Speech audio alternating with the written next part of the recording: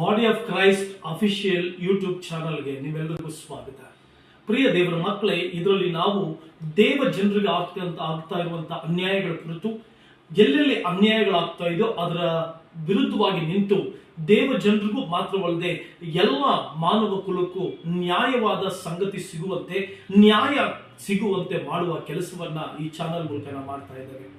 ವಿಶೇಷವಾಗಿ 27ನೇ ತಾರೀಕು ಚಿತ್ರದುರ್ಗದ ಚಿನ್ನನ ಹಟ್ಟಿ ಅನ್ನುವಂತ ಒಂದು ಗ್ರಾಮ ಬರ್ತದೆ. ಚಿನ್ನಯ್ಯನ ಹಟ್ಟಿ ಏನೋ ಒಂದು ಗ್ರಾಮ ಬರ್ತದೆ.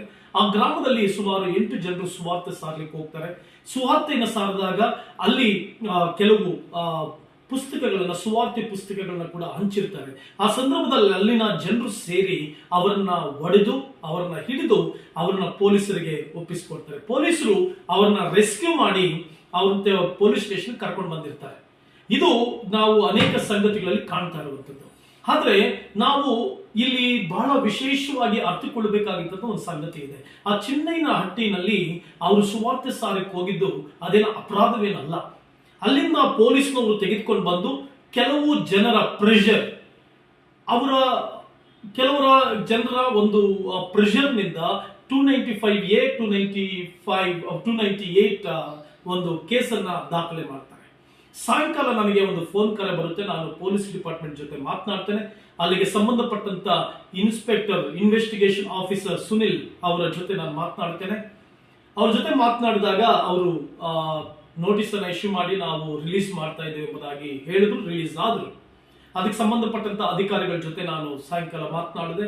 ದೇವರ ಕೃಪೆಯಿಂದ ಅವರು ರಿಲೀಸ್ ಆದ್ರು. ಆದ್ರೆ ದೇವ ಜನರಾದ ನೀವು ಅರ್ಥಕೊಳ್ಳಬೇಕಾಗಿದ್ದಂತ ಸಂಗತಿ ಇದೆ. ಕಾನೂನು ಮತ್ತೆ ಸಂವಿಧಾನ ಇವೆರಡೂ ಕೂಡ ಬಹಳ ಅರ್ಥಗರ್ಭಿತವಾಗಿ ಅರ್ಥ ಮಾಡಿಕೊಳ್ಬೇಕು.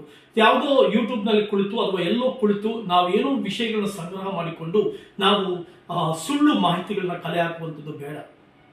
ಸಂವಿಧಾನದಲ್ಲಿ ಸುವಾರ್ತೆ ಸಾರಲಿಕ್ಕೆ ಅನುಮತಿ ಇದೆಯಾ? ಎಸ್, ಅನುಮತಿ ಇದೆ. ಪ್ರಿಯಾಂಬಲ್ ನಲ್ಲಿ ಥಾಟ್ಸ್ ಅಂಡ್ ಎಕ್ಸ್ಪ್ರೆಷನ್ ಅಂತ ಬಂದಿದೆ. ಅಂದ್ರೆ ನಿನಗೆ ಏನ್ ಅನ್ಸುತ್ತೆ ಅದನ್ನ ಎಕ್ಸ್ಪ್ರೆಷನ್ ಮಾಡುವಂತ ಸ್ವಾತಂತ್ರ್ಯ ಸಂವಿಧಾನ ನಿನಗೆ ಕೊಟ್ಟಿದೆ.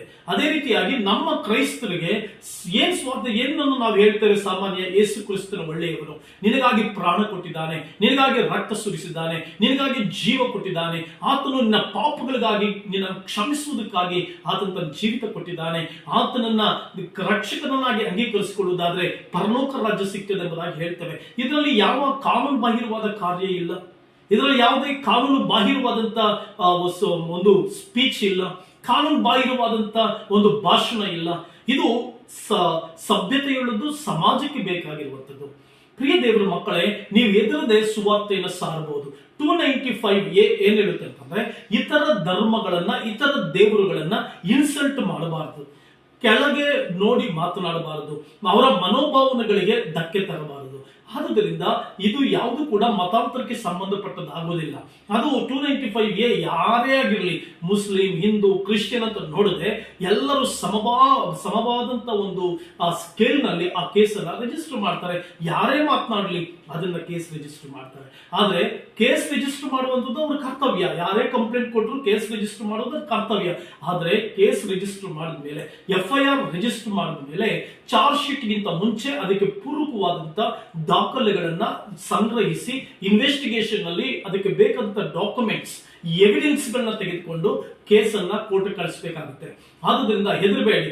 ನಿಮ್ ಮೇಲೆ 295A ಹಾಕಿದಾಗ ನೀವು ಪೊಲೀಸ್ ಅವ್ರನ್ನ ನೇರವಾಗಿ ಕೇಳಿ, ಇದಕ್ಕೆ ಪೂರಕವಾದಂತ ದಾಖಲೆ ಇದೆಯಾ? ಕೆಲವರು ಏನ್ ಮಾಡ್ತಾರೆ, ನೀವು ತೆಗೆದುಕೊಂಡೋದಂತ ಬೈಬಲ್ಸ್, ನೀವು ತೆಗೆದುಕೊಂಡೋದಂತ ಪುಸ್ತಕಗಳನ್ನ ಎವಿಡೆನ್ಸ್ ಆಗಿ ತೆಗೆದುಕೊಳ್ತಾರೆ. ಆ ಪುಸ್ತಕದಲ್ಲಿ ಯಾವುದೇ ಮತಾಂತರ ಮಾಡುವಂತ ಸಂಗತಿಗಳು ಇರೋದಿಲ್ಲ. ಮಾತ್ರವಲ್ಲದೆ ನೀವು ಕೇಳಬೇಕು, ಯಾರು ಕಂಪ್ಲೇಂಟ್ ಕೊಡ್ಲಿಕ್ಕೆ ಬರ್ತಾರೋ ಆ ವ್ಯಕ್ತಿ ಕ್ರಿಶ್ಚಿಯನ್ ಆಗಿದಾನ, ನಾನು ಮತಾಂತರ ಮಾಡಿದ್ದೇ ಆಗಿದ್ರೆ, ಮತಾಂತರಕ್ಕೆ ಪ್ರಯತ್ನ ಪಟ್ಟಿದ್ದೇ ಆಗಿದ್ರೆ ಅದಕ್ಕೆ ಪೂರಕವಾದಂತ ದಾಖಲೆಗಳನ್ನ ಅವರು ಸಂಗ್ರಹಿಸಿಕೊಳ್ಬೇಕು.